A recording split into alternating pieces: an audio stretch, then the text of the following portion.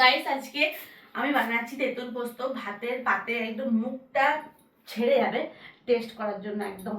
তো চলো তেঁতুলটা ভালো করে এখানে হাতে করে চটকে নিয়েছি। এবারে এখানে দিয়ে দিয়েছি তেল আর কড়াইয়ে তেল দিয়ে দিয়েছি, পাঁচফোড়ন দিয়েছি। এবার দিয়ে দেবো তেঁতুলটা। দেখো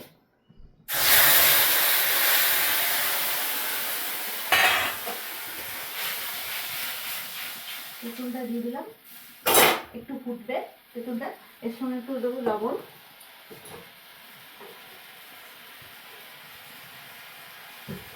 একটু লবণ দিলাম।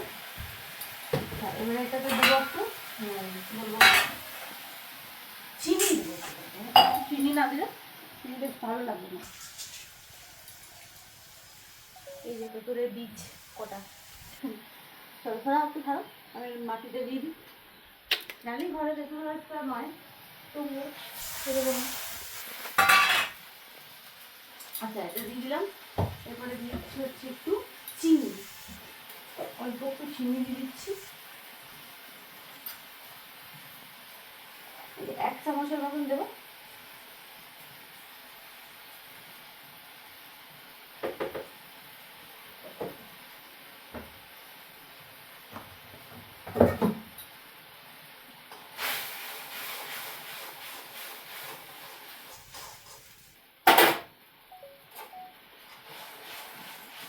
পোস্ত আমার রেডি করা আছে ওইখানে, আর পোস্ত দিয়ে দিচ্ছি। আর হচ্ছে কাঁচা লঙ্কা আর রেড মানে লাল লঙ্কা, মানে কাঁচা লঙ্কাটা যেটা লাল লঙ্কাটা এটাই হচ্ছে কি কাঁচা লঙ্কাটা শুকিয়ে গেছে সেই লাল লঙ্কাটা কালারটার জন্য। তো দুটো লঙ্কা আমি বেটেছি, লাল আর সবুজ লঙ্কা দুটো। আর এখানে হচ্ছে দিয়ে যে পোস্ত ফুটে এই তেঁতুলটা ফুটে গেলে এখানে দিয়ে দেবো।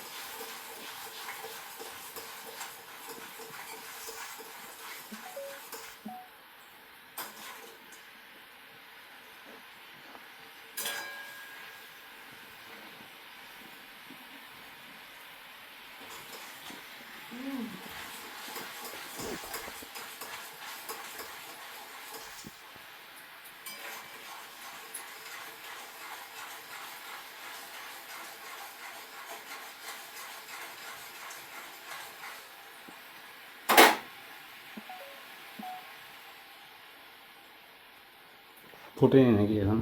ফুটছে, এই যে দেখো ফুটছে। এবার দিয়ে দিচ্ছে হচ্ছে কি পোস্ত।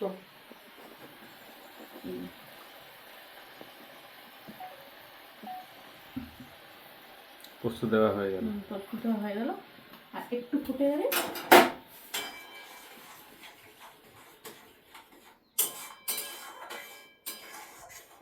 কমপ্লিট হয়ে যাবে তেঁতুল পোস্ত। একদম সুন্দর লাগছে খেতে, ব্যাপক সুন্দর লাগে। চলো এটা খেয়ে নিই। রান্নাঘরে কি অবস্থা দেখো ভাই, এই যে নানা রকমের জিনিসপত্র নিয়ে রান্না করতে বসেছি। দুটো পেরালো, খাওয়া দাওয়া সেরে নিয়ে ছাদে যাবো রান্না কাপড় তুলতে।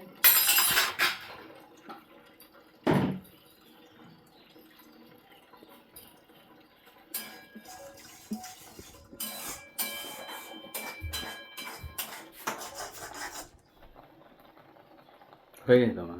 হয়ে গেছে। চলো এদিকে তেঁতুল পোস্ত কমপ্লিট, একটু ঠান্ডা হলোটা জাস্ট বসে যাবে। তো চলো গাইস, টাটা সবাইকে।